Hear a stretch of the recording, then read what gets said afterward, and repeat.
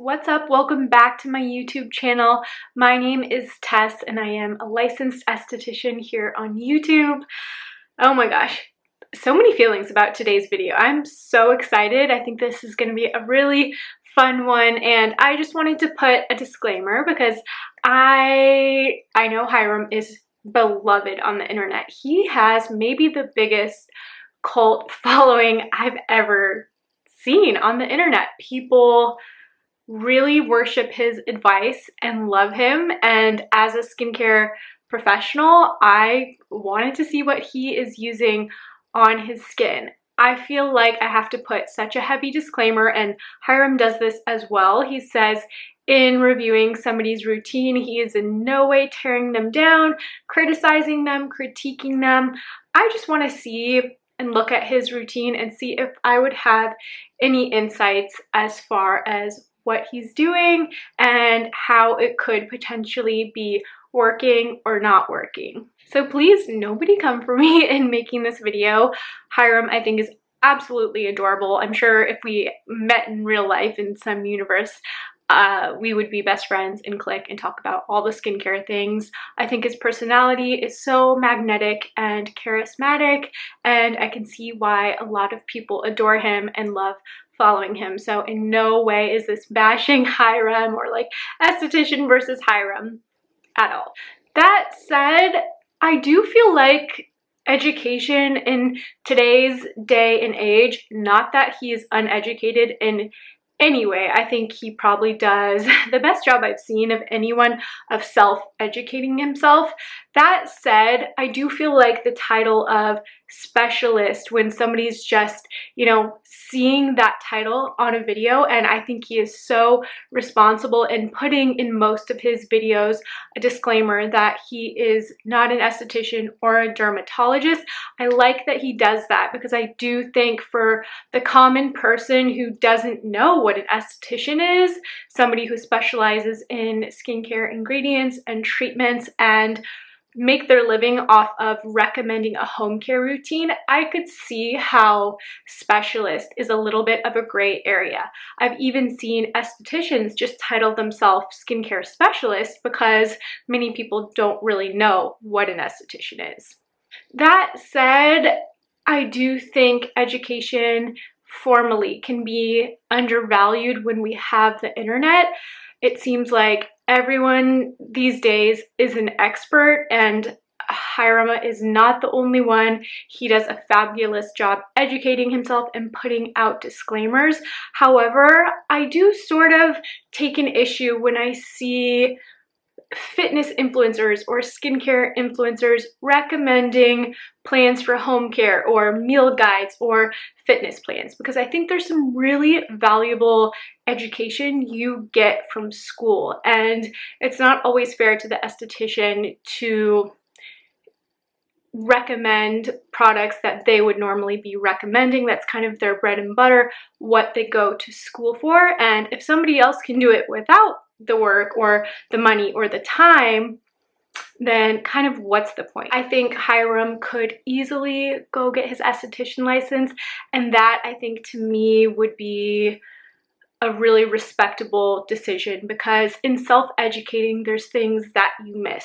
You learn a lot in esthetician school from working on people's skin, understanding ingredients, how they may react, the potential consequences, and even after school, there's so much education that comes of being an esthetician. You have access to different resources, different classes, just a pool of experts. So do I think people online without an esthetician license should be recommending skincare?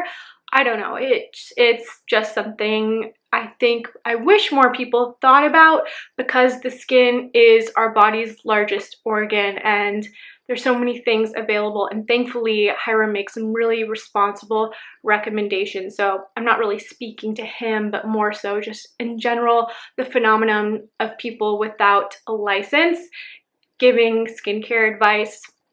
I don't know. It's a gray area. So you guys let me know what you think. I would love to hear your feedback because it's something I think about when I see skincare advice videos, but somebody doesn't necessarily have the formal training. So that's all, not a critique at all, just sort of some thoughts, and more so wanted to open it up as a discussion. But I am excited to watch Hyram's routine, and I'll be looking into products as we go, and we will just all be learning together. No matter if somebody is licensed or not, we have to remember that skincare is not a one-size-fits-all.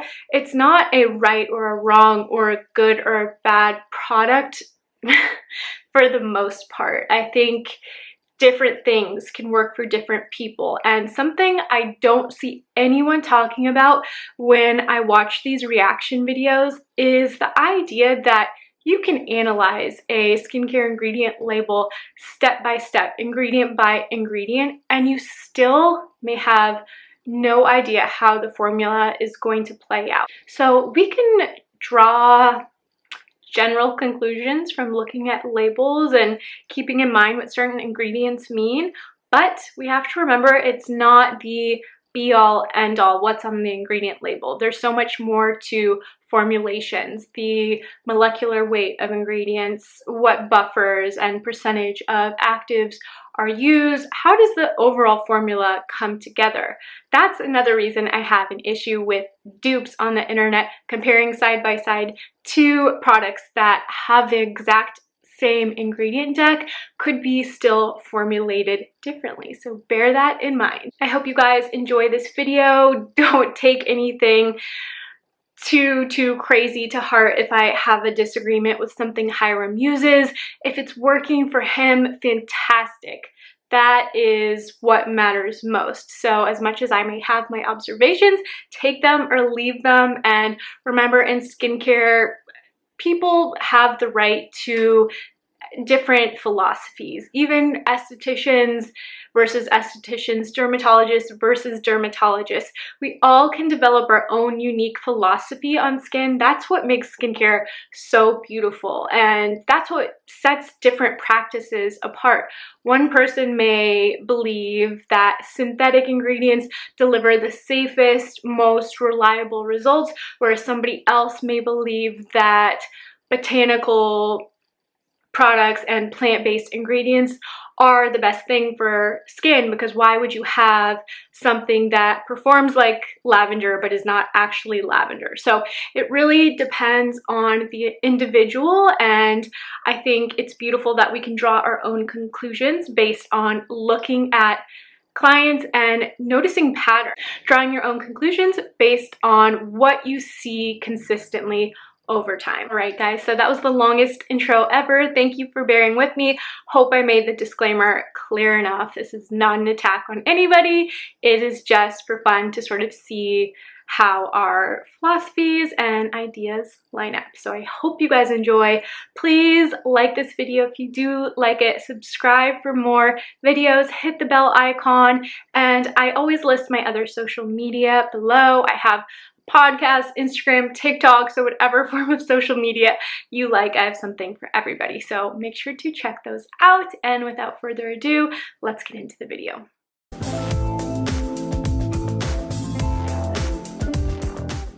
And now I'm excited to reveal it to you guys because so many of you have been asking, and yeah, this is just going to be fun. I'm looking forward to it.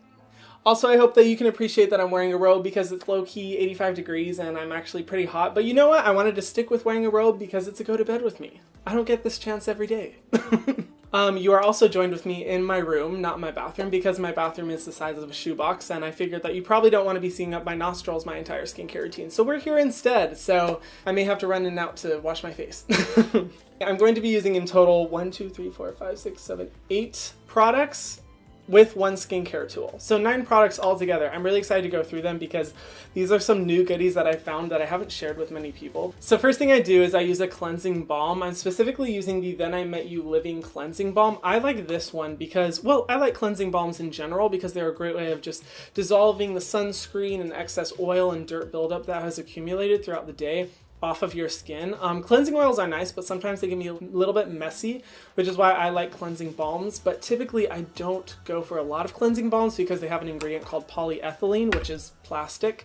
And I kind of don't want to be putting plastic on my face and having it go down the drain. And this one is polyethylene free, which is why I really like it. So I usually just take a little bit. There's some skincare ASMR. Okay, I already have some thoughts and I already know this is going to be controversial. So again, please respect that I have my own philosophy on skincare and what I see working. Somebody else may have a different opinion, and there's plenty of estheticians who would agree with Hyram. I'm going to tell you my philosophy of cleansing balms. So this is something I realized to be super valuable after reading an article by Renee Rouleau where she talks about the double cleansing method and the potential risks of using cleansing balms. I am a big advocate of double cleansing. I think it's very important to remove the surface layer, debris, sunscreen like Hyram said, and then have your second cleanse be more water-based and get into really cleansing the skin properly so you can make sure you go to bed with a clean face and you are able to apply your actives on the skin in a manner that allows them to penetrate best. The issue I take with cleansing balms is it's difficult to completely cut the oil, and formulas vary so much. But I will say with most cleansing balms, I find they tend to leave a bit of a greasy residue. I think it's really appealing to consumers to use a cleansing balm because one, it's just so satisfying. I love the texture of a cleansing balm. I love how luxurious it feels. It feels just, you know, so rich and emollient on the skin. So I can absolutely understand why the process of using cleansing balms is enjoyable. That said, I don't believe they are the best for all skin types, and actually many skin types. So I'll explain a little bit more why that is the case. A balm that is oil derived tends to be formulated with a larger molecule. Now, I think if you are a dry, mature skin type, I think you are far better off using it in the last step of the routine. This is something Renee Rouleau really highlights in her article, which I think everyone should read. It is on her blog. I can link it below.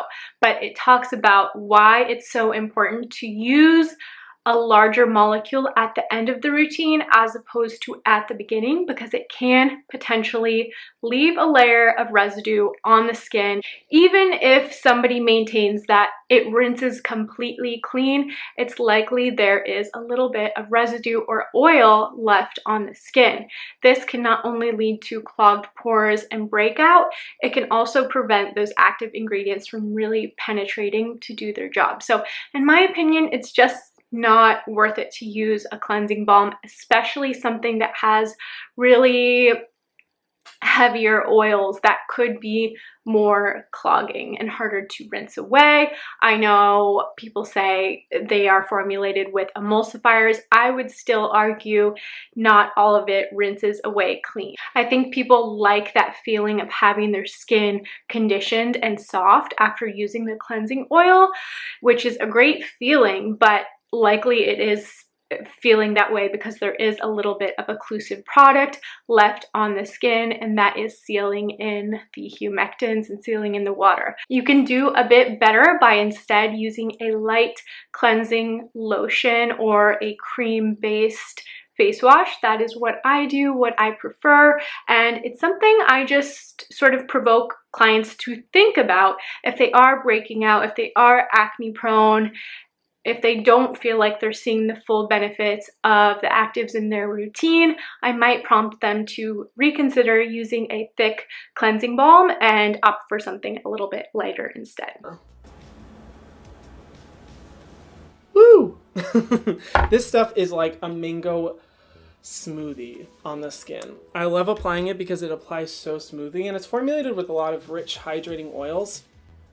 that are really great for nourishing the skin, which I think is awesome because the cleansing system can usually be a little bit stripping to the skin, and a lot of people don't realize that cleansing can be the most damaging part of the skincare routine if we're not careful. And I really like that this one is formulated with so many oils to just really soften and nourish my skin. Something I want to point out that he said that I hear this commonly, and it is a misconception about oils, and that is that I know what he means, so I'm not trying to be too picky here, but he does say the oils in the cleansing balm feel very hydrating. Now, there is a difference in skincare in hydration, which comes from water-based ingredients versus oils, and he used the right word the second time, which is nourishing. Oils can feel really nourishing and reparative on the skin, but I want to make that clear because I can kind of see people getting confused. All skin types need water to thrive and repair themselves.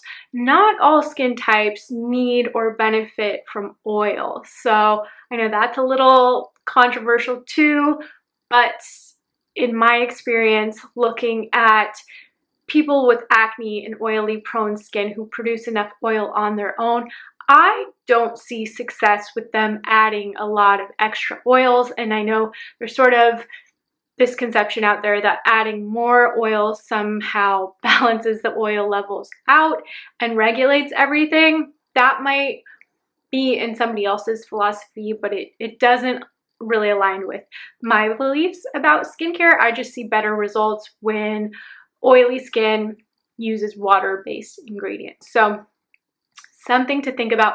The next thing I wanted to talk about, he mentioned, was how cleansing can be the most stripping or damaging part of a routine. And he's not wrong, totally can be the case. He did say he likes using the cleansing oils because, you know, it seems more gentle, less harsh. You can still totally use a cleanser that is not stripping on the skin. In fact, you should be able to use a cleanser up to 3 times a day without feeling like it's really subtracting from your hydration and your water level. So keep that in mind. I know a lot of people are afraid to wash their face in the morning and nighttime as well, and it's true, you don't want to overdo it. Maybe you're working out mid-afternoon and somebody's thinking, isn't it damaging if I'm overwashing my face? Yes, you don't want to overwash the face, but as long as you're using a mild cleanser, so something that is free of SLS, sodium lauryl sulfate, free of artificial fragrance, and free of drying alcohols, most likely the cleanser is not going to be too harsh or drying, and you should be able to use it just fine without potentially clogging your pores and leaving a residue on the skin. I'm okay with it in a wash-off treatment. So in my wash-off treatments is when I get to splurge a little bit because it's not going to be on my face very long. It's going to be on there for like a maximum of 30 seconds before I rinse it off, so I'm not really going to see any sensitivities or risks associated with fragrance. I make sure to get on my under eye area so I don't forget there. And just gently working into the skin everywhere. I always used to think cleansing oils and cleansing balms were for people who wore makeup every day, but I actually think they should be used by everyone because sunscreen is a tricky little thing to get off your skin. And especially with the amount of sunscreen I wear, which is, hint, a lot. A lot every single day. I'm like anal about making sure I avoid the sun as much as possible. A cleansing balm is definitely smart for me. And then after I make sure I've gotten every part of my skin, I just rinse it off with water and then immediately go in with my cleanser, which I just do all in one swoop. My favorite cleanser, the one that I have to use all the time, otherwise my skin freaks out, is the Used to the People Kale and Green Tea Spinach Cleanser. This one, I don't know why my skin gets so upset every time I discontinue using this from my routine. I'll try to experiment with new cleansers and my skin's like, what the heck, bro? Why did you do that? So this one is a pretty integral part of my routine. I also really like it because I have combination to more oily skin, and being that it is summer right now in Hawaii and it's very humid, of course, I tend to be really, really oily. So I need a cleanser that's going to deeply cleanse my skin, get everything out of my pores to make sure that they're not clogged, they're not going to accumulate dead skin cells and dirt over time, and this one does a great job of doing that. but my skin doesn't feel overly stripped afterwards, which is tricky to find because some cleansers I find work so well that afterwards my skin is like gasping for water. It's like the Sahara Desert again. So I'm going to rinse off and start applying this. So usually I take about a full pump and I just gently massage it into my skin. Last time I did this on video, my eyes ended up burning so badly because I'm not used to having my eyes open while cleansing my skin, and my eyes are very, very, very sensitive. So I'm going to be very careful, maybe close my eyes for this. I found that sometimes this cleanser can be a little bit too harsh during the winter time because during the winter my skin tends to dry out a lot more, especially in the cheek area. It gets really, really dry. And anytime I travel to the mainland, my skin gets so dry. I actually used to struggle with eczema a lot. Thankfully, I don't anymore, being in a more humid environment, but yeah, this cleanser really only works for when it's particularly humid and my skin is being extra oily. All right, it seems like he really loves this cleanser, so I wanted to take a little look at what all is in it. I believe this is the brand he works for, which is Youth to the People, and I've never dabbled in the products. And that actually reminds me of another point I wanted to bring up in regards to your average person making recommendations for skincare. When people do this, largely it is based on their personal experience, having a great experience with the product, really loving it, and finding that it works for their skin personally. I think this is again where it gets like a little bit of a gray area. As an esthetician, we recommend products and ingredients based on science and how they could work for that specific skin type. So I think an esthetician has a wider view of how a product could specifically benefit that one person, whereas watching somebody on the internet may think, oh, Hyram loves this cleanser, Hyram loves this moisturizer, so it will solve my personal skin problems and be a good choice for me. That is not always the case, and I think again what makes skincare so special is it's not a one size fits all. It's really about customizing based on your unique needs and what may or may not work for you. And again, Hyram never claims to be an esthetician, dermatologist. He actually says he does consult with estheticians and dermatologists on products he recommends. So I think that is sort of just interesting because I do wonder, where does he get his research? Where does his background and education come from? And you never really know that with your average skincare influencer or person. It's not coming from a textbook necessarily, incredible sources. It could just be from Google. And again, not a remark on Hyram because I don't know where his education comes from, but just something to keep in mind that the educational resources are a little different for people who have a formal education versus people who are self-taught. Okay, what you guys are actually here for. Let's see, the ingredients in this product. This is something I hate when brands do. It's when you go to a site to try to see what all is in the ingredients and they list sort of like the key ingredients at the top of the deck, and then you have to hit a little button to see everything in it. I feel like that's not the most transparent thing. You guys also let me know what you think about that because I know it has become such a common marketing tool, and I'm sure brands could argue consumers don't know how to look at an entire ingredient deck. They're not going to know most of these things in the product, so they are breaking down the key ingredients.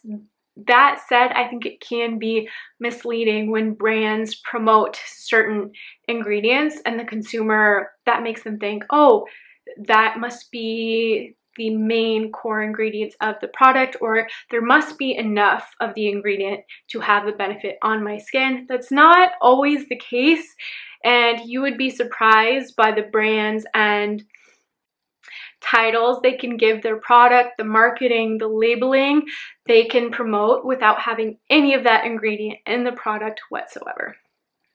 Okay, so the key ingredients they say are kale, vitamin C, E, and K, spinach, and green tea.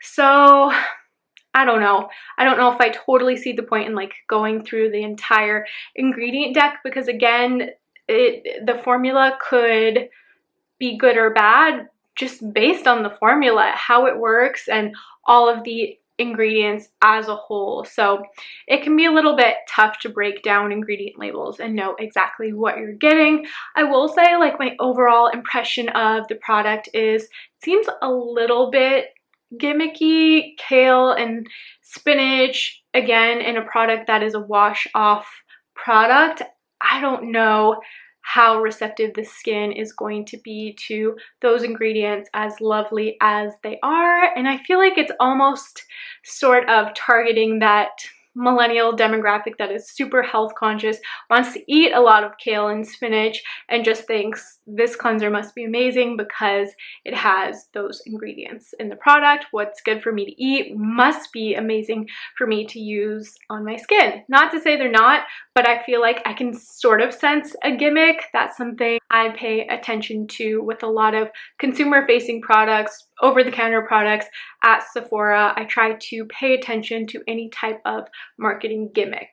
I also see vitamin C as an ingredient that is heavily marketed on cleansers, and I actually use a cleanser from Image. That is my milky sort of cream cleanser that I use regularly. I love it. I think it's fantastic, but I'm not using it because it has vitamin C. Vitamin C in a face wash, not as efficacious as a leave-on product or a serum. It actually can cause more harm than good. A lot of people don't realize L-ascorbic acid that is in a cleanser, it is an acid and it's not for everyone. I love most people to use a vitamin C if they can, but it's really important to find the derivative of vitamin C that is not too exfoliating or that causes too much inflammation, because sensitive skin types, rosacea prone skin types, people who've never used a vitamin C before, I wouldn't recommend using an L-ascorbic acid in their everyday face wash. Last, I do notice there is vitamin E in the product, which can affect different skins differently. So even a dermatologist cannot say for sure how certain oils will affect the skin. We can make sort of extrapolations that somebody who has very oily skin, who's very acne prone, likely should lean toward less oils or an oil-free routine. Vitamin E does tend to be more congestive. I think it's in a lot of products. People don't realize it's in a really popular vitamin C by SkinCeuticals, and vitamin E, especially in a leave-on formula, could potentially be clogging. So I don't recommend that serum for acne prone skin types. I wouldn't recommend vitamin E in my cleanser if that is the last cleanser of the routine I'm going to use. If it is in more of a cream-based product that can wash away a little bit easier, and then you have your second cleanse going over it, probably better chances of alleviating some of the residue, but I wouldn't prefer it in my final cleanser, my second cleanser. I believe moisturizer should moisturize, a cleanser should cleanse the skin, and you should receive the full benefits of a good cleanse without stripping the skin. I feel like a lot of emollients are kind of sneakily in face washes to make the consumer believe that it's effective without over drying the skin, when it could just be leaving a little bit of a oil on the skin. So something to think. Next, I go in with a new step that I haven't been using for very long. It's the Instreet Green Tea Fresh Toner. Now, normally I'm not a big toner person because I don't really feel that they're necessary to a skincare routine, but this product, the first ingredient is green tea extract. The first ingredient, and it's like super affordable, and normally products with that high of a concentration of green tea, heck, even less of a concentration of green tea, are super expensive. So I was pleasantly surprised to find this. And I also don't use a cotton pad. I just put it in my palms and pat it into my skin. You know, it's funny, my nighttime routine was not always this complete. I used to be extremely bad at doing a nighttime routine, but once I figured out to put like my nighttime skincare right next to my bed and have a micellar water there to just like do my entire skincare routine while laying down, I slowly started getting into a nighttime skincare routine until, you know, now, which I'm like fully addicted. But for anyone out there who is struggling to keep up with a consistent nighttime routine, I'm always recommending that because it definitely helped my skin. I also really like using the ingredient green tea because it's great for soothing inflammation and redness. It also may have some anti-aging benefits. It's just overall a really good skin healing agent. I love that he has green tea in his toner. Like he said, such a healing ingredient, has so many anti-aging benefits for the skin. It delivers a potent antioxidant to the skin. It's called EGCG, and it helps the skin to recover from UV damage. So wonderful ingredient. I want to take a look at the ingredient list, even though we've already established that is not the be-all end-all with looking at a skincare product. All right, let's see. He does not lie. The first ingredient is Camellia Sinensis leaf extract, which is derived from green tea. Honestly, pretty lovely ingredient list, I must say, for the most part. Something to note is that it does have willow bark extract, which is the plant from which salicylic acid is derived. So maybe something to consider. I know he said he is oily. He has an oily, more normal to oily skin type. So I think this is probably a fantastic ingredient for him. For some, they just might want to consider that there is salicylic acid in the routine, can be potentially drying with overuse, or if it is used repetitively for the wrong skin type. And I would have to, you know, see how this product performs. I'd have to test it out, and I don't know the potential drying effects, but something to consider if somebody is more so assuming, because with toners, it's such a broad category these days, right? When I was growing up, we just had sea breeze and witch hazel. Now it's this whole thing where there's essences, there's hydrating toners, there's toners that are more targeted for congestion. This has some lovely hydrating ingredients, but also the salicylic acid, which I would say is an active ingredient that makes it a little bit more tailored to a normal to oily skin type. So maybe just something to consider. Because the next product I use is from Versed. It's the Press Restart Gentle Retinol Serum. Retinol is one of my favorite ingredients for just repairing so much damage within the skin. It's so well researched. There's so many benefits to it, and I think it's a must, especially considering like how much sun exposure I get here and just the stressors and the fact that I do age so quickly. Retinol is a must step in my skincare routine. For a few months I went off of retinol, and I've been slowly like making my way back into it, and this one's a more gentle formula, so it's better and more ideal to make sure that like my skin doesn't, you know, freak out when I start to use it. And I've been using it for a couple weeks, and so far I've been really enjoying the experience. It's funny though, so many people are like, oh my gosh, you can't use retinol, you're too young to use retinol, etc., etc. And I think what a lot of people don't realize is that the reason I started my skincare YouTube channel is because of aging that I was seeing in my skin. I had wrinkles all over my face, deep set one on my forehead, underneath my eyes. And before that, I never really thought anything of skincare. I thought it was just something like older ladies used because they wanted to feel fancy. But as soon as I started using skincare and I started incorporating exfoliants into my skincare routine and retinol, I quickly realized that it was actually effective because the wrinkles in my face were going away. Okay, I love that he is using retinol, and I thought it was kind of, I just didn't know exactly what he meant by he felt like he was aging fast, because he doesn't look like it to me, but I can imagine being a fair skin type and living in Hawaii, he's definitely prone to a lot more UVA and UVB aging rays. Those are really strong sun rays. But let's take a look at the product, and it looks like the product is sort of marketed as a starter retinol formulated for even the most sensitive skin types and first-time retinol users. It's obviously over the counter as opposed to prescription grade. So I think that's all great to note. With retinols, gosh, they vary so much depending on the formula. Not only is the active ingredient, the vitamin A, important, the buffers in a retinol or retin-A formula really matter and can make such a difference in the delivery of the product. It doesn't look like to me that they say what percentage retinol this product is, which I would like to know, but let's take a look at the ingredients. It looks like truly a lot of hydrating ingredients. There is glycerin, there is sunflower seed oil, there's shea butter. I love shea butter. I think it's a fantastic ingredient. There's some hyaluronic acid, few different oils, which is interesting to note.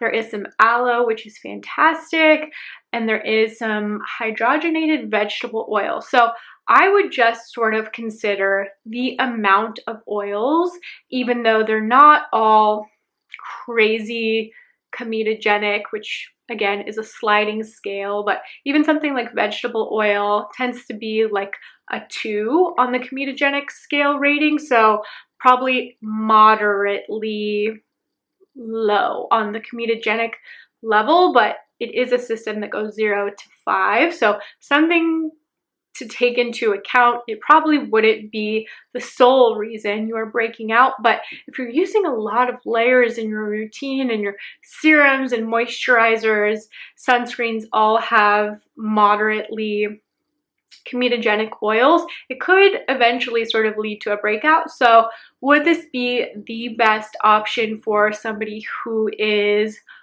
oily and acne prone? I would probably look for a little bit of a different formula, but you can always see how you go. It seems like it's very gentle, so likely would be a good starter retinol.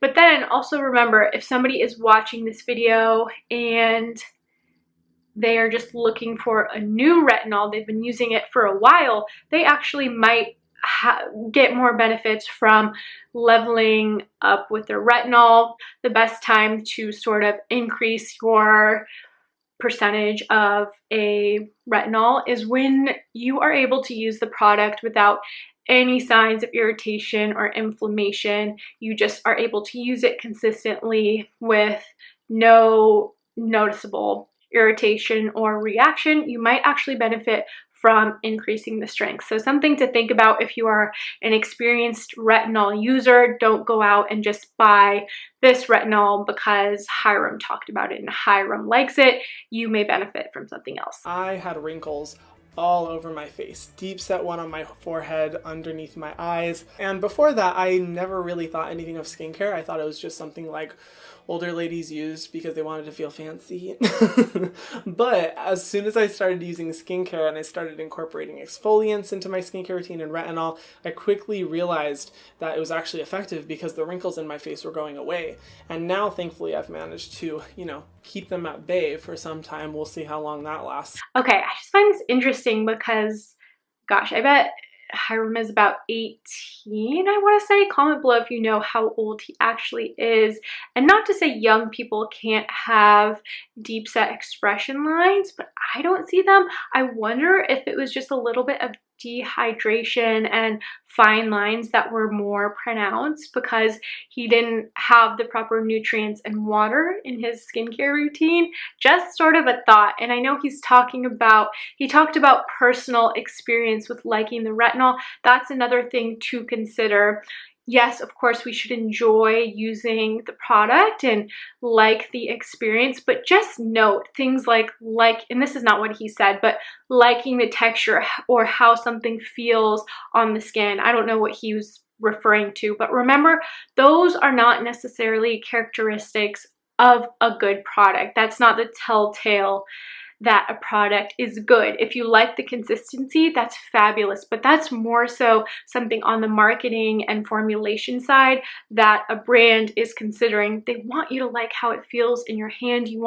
They want you to enjoy using it, but is it efficacious? That is a different thing. And it's not necessarily what Hyram said. Maybe he's really enjoying the results, but it just sort of reminded me of that. So I wanted to point it out. The Great Barrier Relief from Crave Beauty. When I first found this product, I was in such a dark place. I don't know where I was before this. This like saved my skin, which sounds dramatic, but hello. That's me.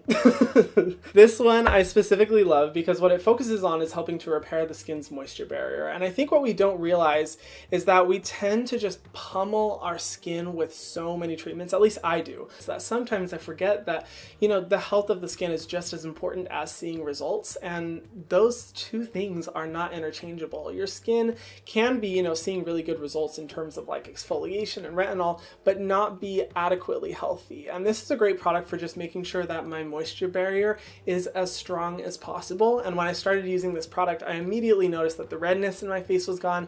My skin was more hydrated. I didn't need to, you know, worry about as much excessive oiliness throughout the day because it's formulated with niacinamide. It has tamanu oil, so I started noticing like a brightness and getting rid of dark spots and sunspots on my face. Just so many different benefits that I started noticing from this product. Okay, I am so glad we're watching this because I think there's something to learn here. And this is not Hyram's fault, but he is doing something incorrectly. I wonder if any of you can sort of pick up on it. And I don't think you would unless you took the time to look at the ingredient deck. This is where looking at an ingredient deck can be very helpful. And again, this is not Hyram's fault, but this brand, Crave Beauty, has labeled this product as a sort of a serum. They call it a reparative skin soothing serum, and it has some fantastic ingredients. Not to say it's a bad product. It has some good fatty acids, which are so reparative, and ceramides, reparative to the barrier of our skin, which is the most important thing we want to keep intact. But if you look at the ingredient deck, this is primarily an oil. And what do we know about oils? An oil should be the last step in a skincare routine. An oil, again, is not going to hydrate and deliver water-based ingredients or hydration. An oil is strictly going to occlude and sort of act as a sealant or a top coat. So it should be used as the last step in the routine over moisturizer to seal in all that goodness. And it's totally, again, not his fault because he knows a serum should go underneath the moisturizer. That is only the case if the ingredients in the product have a small molecule where they would benefit the skin by penetrating deeply, and then you would again follow up with your moisturizer.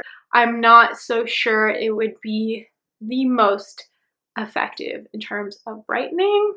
If that's his experience, that's his experience. Yeah, and oils are the second, the fourth, the sixth ingredients. Then there's squalene from olives, a lot of richer products that I would say he would get the benefits from using it over moisturizer. But again, not his fault, and maybe not even the way the brand has advised this product be used. Sometimes people advising on products and how to use them are not estheticians or dermatologists or skincare trained people. They're just people who work for a brand. So maybe they're picking up on the fact serums are really popular. We should more so market this as a serum.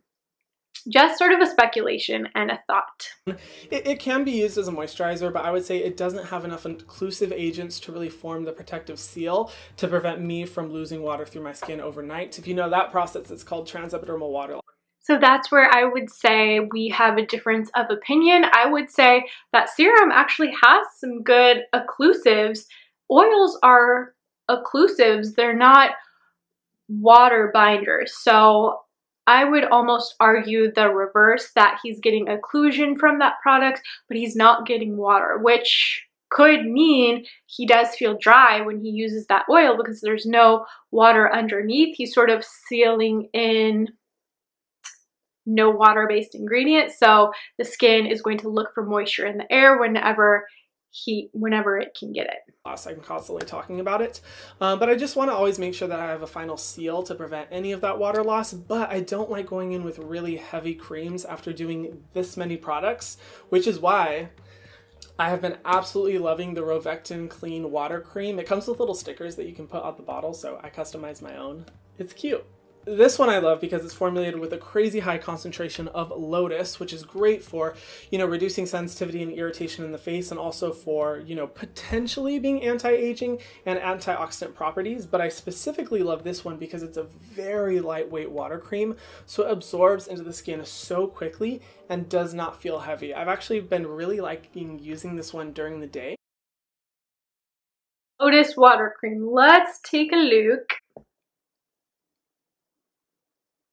So this moisture has some glycerin, some niacinamide, we don't know how much. It has some sweet almond oil, which is a light oil, but it's an oil nonetheless. Panthenol, very great healing ingredient. And allantoin, another great healer. So I would say ingredient-wise, like, he chooses pretty wisely. He's got some fabulous ingredients, just judging strictly on the label. We don't know the quality again, but just looking at the ingredient label, seems to be pretty good ingredients. I wonder if he would like a oil-free moisturizer a little bit more. And something to note here, brands will often market an oil-free product, and it may or may not be more beneficial for that acne prone person. Maybe they can use an almond oil or a squalene oil or a jojoba oil in their moisturizer just fine. So having a little bit of oil in the product doesn't necessarily mean it's going to be congestive. Again, the comedogenic rating is such a sliding scale that depends upon the skin and really how much oleic acid and oils we produce on our own. So if this is working for him, I'm happy. Always make sure I apply it on the neck. Funny enough, dragging upwards on my neck actually creates a lot of redness and irritation, so I usually just pat it into my neck. And what I also do with my moisturizer is I always make sure to pat it into my skin afterwards, because I don't know why, maybe this is true, maybe it's not true, but I feel like my products absorb so much better once I pat it into my skin. And I don't know if that's because it's actually being absorbed by the skin more, or if it's just being absorbed by my fingers more. I have no idea. Let me know down below, because I would love to know the, scientific explanation behind that. As some of you may notice, most of these products are actually Korean, and that's because I love Korean skincare. I just feel like it encapsulates so much of just the modern, innovative perspective that Korean skincare technology can bring, and just incredible ingredients and formulas, just everything that I love about skincare. I have some idea on the Korean skincare sort of blanket statement, and I think just oftentimes there's so much marketing power behind the sort of umbrella term of Korean skincare. And yes, they tend to be ahead of technology and, have some really cutting edge ingredients and innovation, but I still would prompt consumers to, ask more of any skincare brand, but a Korean brand. Don't just assume it's fabulous based on, the title of Korean skincare. When I was working at Credo Beauty, and this, what I'm about to say, sort of depends on whether you identify with, clean beauty and having botanical based products as opposed to synthetic products be preferable. But it wasn't until so we were told when we were working at Credo, because we had introduced a Korean beauty brand and we were told this is the first technical clean beauty brand, and it was actually phenomenal and wonderful. But there was some more information we learned about how Korean beauty doesn't always utilize the cleanest of ingredients, and that is more so something that's coming about from consumer demand. So just something I wanted to throw in non-irritating formulas. One thing that's very prevalent on my channel in terms of messaging is going towards skincare that's not going to irritate your skin but contribute to the health of your skin. And that's something that I definitely try to focus on within my own skincare routine. You know, sometimes I wish I could just be like a model when I apply my skincare routine, like. But no, it's like World War III over here on my face. I've gotten better. I've gotten a lot better. I used to be like manhandling my face when I applied my skincare routine. Now I'm much more gentle, but that doesn't mean it's beautiful. So I apologize to anyone who's watching. All right, once I pat that into my skin, I go in with lips next because my lips tend to get really dry, and I think overnight is a great time for me to just make sure I'm really moisturizing my lips so I don't have to apply a lip balm as much throughout the day. The one that I've been really loving is the Milk Makeup Melatonin Lip Mask. I think there's a lot of like underrated benefits to melatonin in skincare, and I specifically like this one because it's very thick, it's very hydrating, and it's going to make sure that I do not wake up with dry lips. The only thing I don't like about this one is that it is formulated with lavender oil. So, you know, to me, that I would consider that fragrance. But with lip products, it's so hard to find fragrance-free formulas that are actually really effective at, you know, keeping the skin moist overnight. And this one works really well. There's another area where Hyram and I have like slightly differences in opinion.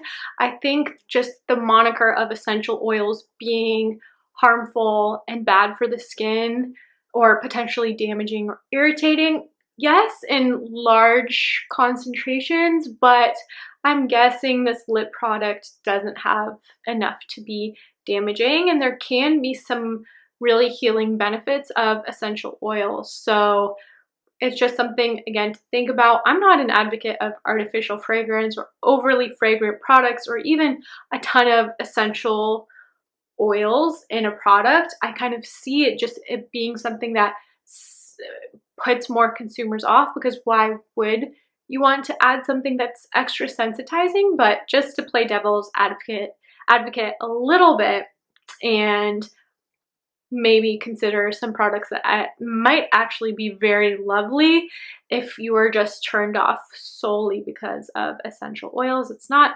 always a big problem for the skin.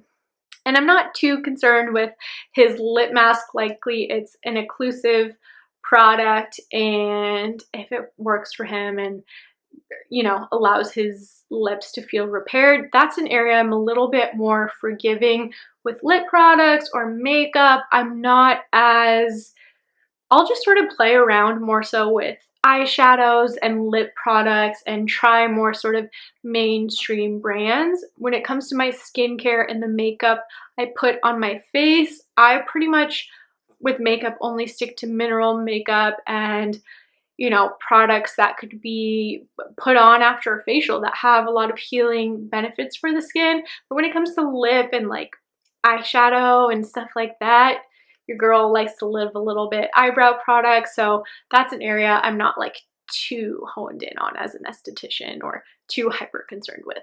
And then for the final step, I go on with a skincare tool that I actually have not talked about on my channel before, so I'm so excited to provide an exclusive look into my skincare routine. It's actually a cooling globe, and it would be cooling globes plural if I hadn't have broken the other one and leaked out everywhere and got onto my carpet and stained it. So love that. But, you know, I just have one for now, but it's okay. It's the same tool. It just takes, you know, double the time, but it's still so nice. I love using this both at nighttime or in the morning, specifically in the morning on the under eye area, because it really depuffs the face. I am obsessed with cooling globes. Cold is so beneficial for the skin, especially if you have those type of inflamed breakouts that, you know, don't come to a head. They just seem inflamed. They have that redness around them, maybe no whitehead, but even whiteheads, you can really benefit from adding some cooling globes to your routine. You can just hold it on that little breakout, or you can use the cold, like he said, morning or night to just sort of pep up your skin. Cold cryotherapy has so many calming anti-inflammatory benefits. That's something I recommend for acne, mask acne. You can get a little facial massage. So I am all for the skin globes. We have a version at Dermaplus. I love using them in my treatment. Anytime I use them in the treatments, a client just asks, what are those? Are those little balls? And yes, it is. Those are absolutely incredible. I dropped one of mine as well. So I guess that's the only downside to those things. They can be a little hard to hold on to apparently, but absolutely love cold tools and cold massage. That is a fantastic way to end the skincare routine. Make sure your skin is nice and calm. If you suffer from anything like melasma or any sort of inflamed skin reaction, the cool can be really, really beneficial. Okay guys, that was a little bit long. Thank you so much for bearing with me. Honestly, Hyram is adorable. He is just an angel baby. So again, not a critique, simply my professional take on somebody's skincare routine. He seems so open to professional advice, which I really love about him, and it's just hard to watch him and not fall in love with him. He's absolutely adorable. So just maybe like take, like he advises, take what he says with a grain of salt. Remember that he is recommending products largely based on his personal experience with it. He's not claiming to have any advanced training or knowledge about skincare as a whole, more so just ingredient knowledge, it seems like. So he is not technically qualified to recommend a routine for you. So keep that in mind. I see a lot of times on TikTok, people, you know, saying that they've duplicated his routine, and fantastic if it has worked for them. But the flip side is it doesn't work, and you're wondering why. It's because he's made the routine for his skin type, not necessarily yours. So that's it. We love Hyram. Thank you guys so much for watching. Let me know your thoughts in the comments below. I would love to hear. And as always, feel free to leave your suggestions for any future videos, anything you would like to see from me in the comments below. I love hearing your suggestions, ideas, and it really helps me to create content that is helpful and educational. Thank you guys so much for watching. I love you, and I will see you in the next video.